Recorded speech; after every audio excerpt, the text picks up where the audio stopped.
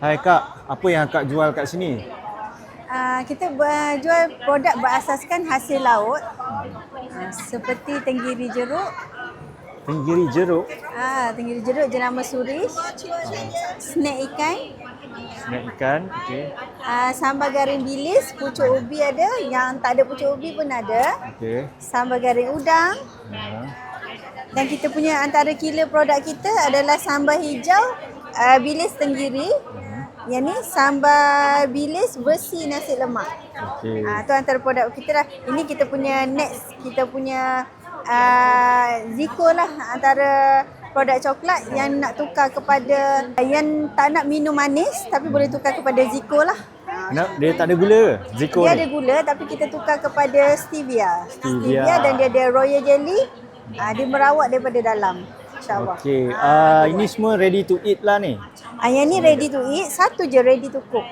Yang ni kena masak lah. Masak lah. Ni Tenggiri jeruk. sesuai untuk buat nasi goreng ikan masin, sayur kailan.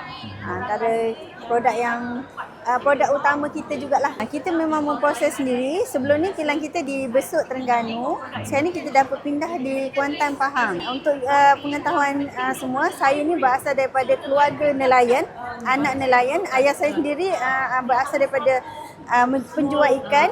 Abang saya, separuh daripada abang saya semuanya nelayan. So daripada sana, saya daripada kecil pun kita terdedah dengan buat macam mak saya memang buat sendiri ikan masin, ikan jeruk. So daripada kecil kita dah membantu. So daripada tu kita dah bertekad nak hasilkan produk sendiri, dan produk bukan sahaja kita menjaja. Dulu masa kecil tu kita menjaja produk tau, dekat rumah ke rumah dan pasar malam macam tu. So bila dewasa ni kita target untuk produk ni boleh berada di pasaran lah, di pasar raya lah, bukan macam tu lah. Tu asalnya.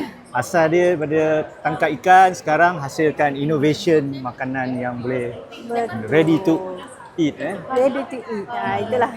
Okey Kak, terima kasih. Sama.